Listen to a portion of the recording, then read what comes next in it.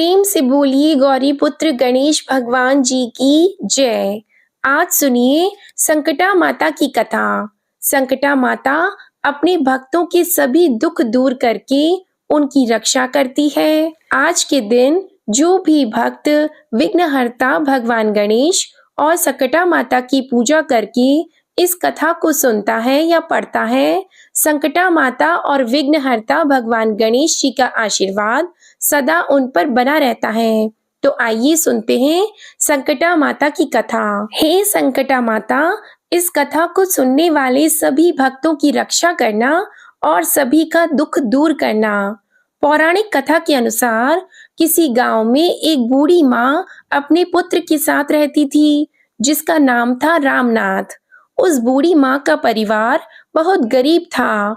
उसके बेटे का विवाह हो जाने के बाद रामनाथ की पत्नी रामनाथ को तरह तरह के ताने दिया करती थी। अपनी पत्नी के तानों से परेशान होकर एक दिन उसने सोचा कि मैं अब धन कमाने के लिए विदेश जाऊंगा और वहां से ढेर सारा धन कमा कर लाऊंगा, जिससे हमारी गरीबी दूर हो जाएगी। ऐसा सोचकर वो अपनी माँ का आशीर्वाद लेकर विदेश कमाने के लिए चला गया।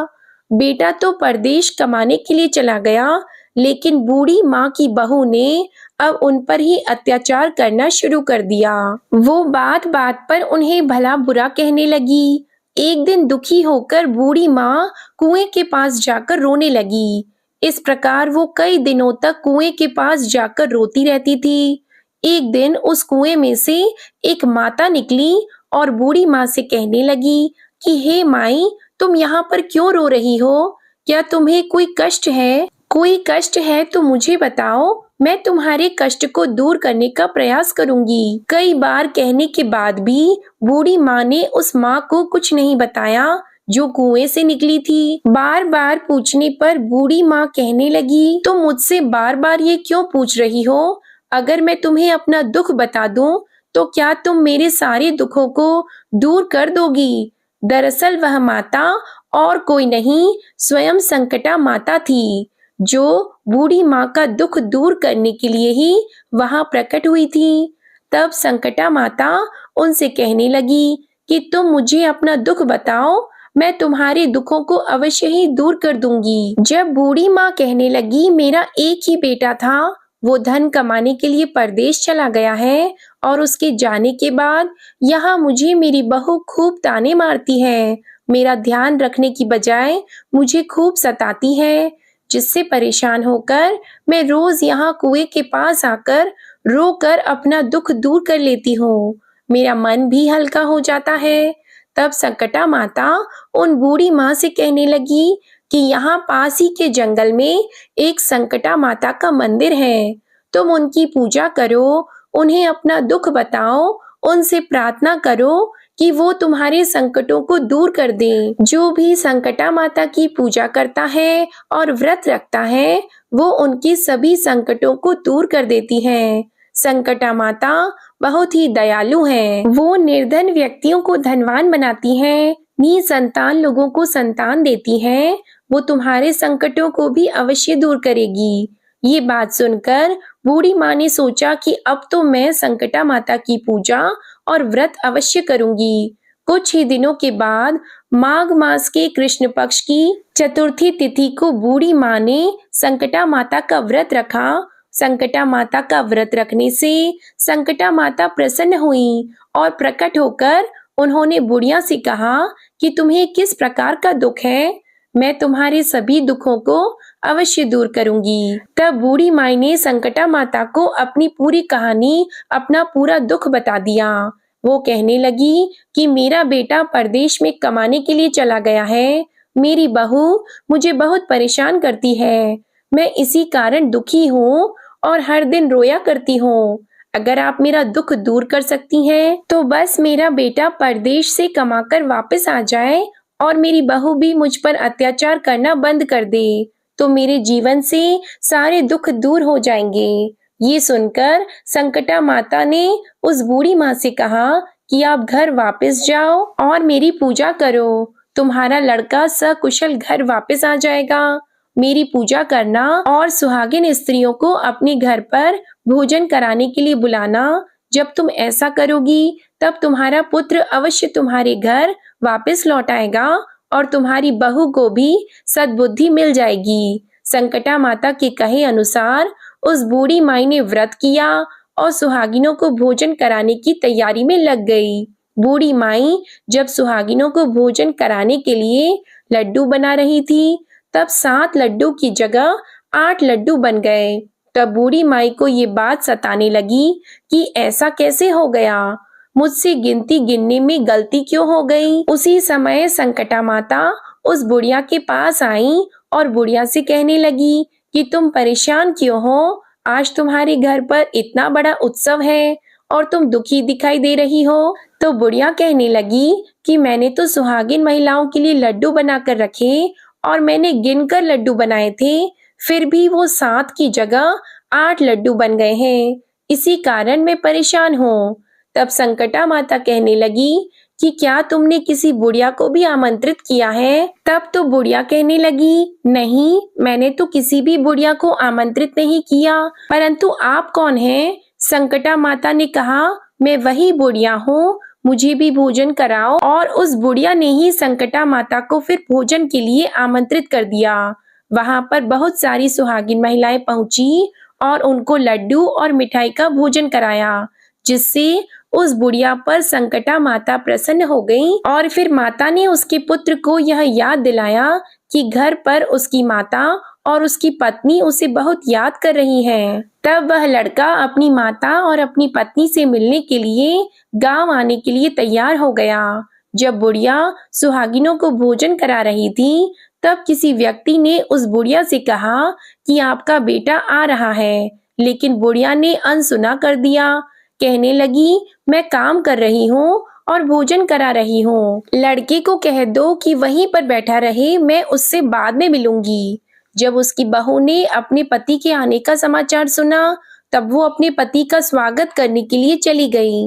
लड़के ने पत्नी को देखकर सोचा, मेरी पत्नी मुझसे कितना प्रेम करती है, जो मेरे आने की खबर मिलते ही मुझसे तुरंत मिलने के लिए आ पहुंची। परंतु मेरी माँ मुझसे प्रेम नहीं करती, इसलिए वो खबर मिलने के बाद भी मुझसे मिलने के लिए नहीं आई।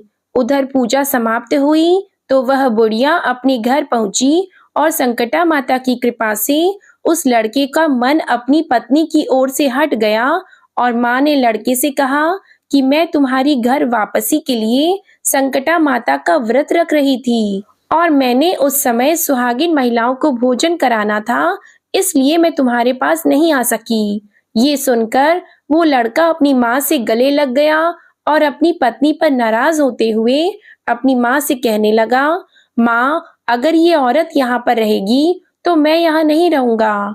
तब बूढ़ी माँ कहने लगी, मैंने बहुत कठिन व्रत करके तुम्हें प्राप्त किया है बेटा, इसलिए तुझे तो मैं नहीं छोड़ सकती, लेकिन तुम अगर अपनी पत्नी का त्याग करना चाहते हो तो कर सकते हो। फिर माँ ने अपनी बहू को घर से निकाल दिया और वो घर से निकलने के बाद एक पीपल के पेड़ के नीचे जाकर रोने लगी।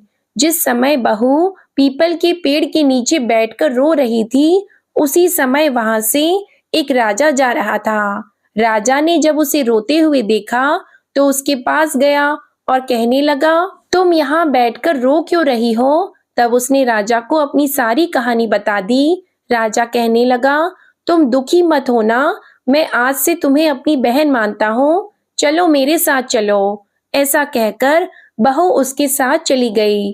राजा ने अपनी रानी को पूरी बात बताई, तब रानी ने उसको अपनी बहन बना लिया। जब बहू राजमहल में खूब राजपाट के साथ रहने लगी, तब संकटा माता का दिन आया और बहू ने भी व्रत रखा और सुहागिन औरतों को भोजन कराने के लिए लड्डू बनाकर रखे। उस दिन महल में और भी सुहागिन महिलाएं भोजन करने के लिए आई हुई थीं। उसने रानी को भी आमंत्रित किया था। रानी ने जब देखा कि वो सूखी लड्डू खा रही है, तब उसने कहा कि तुम मावा मिठाई और खीर खाने वाली स्त्री आज सूखे लड्डू क्यों खा रही हो? और रानी ने इस तरह संकटा माता का भी अपमान कर दिया था। बहू के व्रत करने से, पूजा पाठ करने से सुहागिन महिलाओं को भोजन कराने से उसके पति को अपनी पत्नी की याद आ गई और वह अपनी पत्नी को ढूंढते ढूंढते राजमहल में पहुंच गया।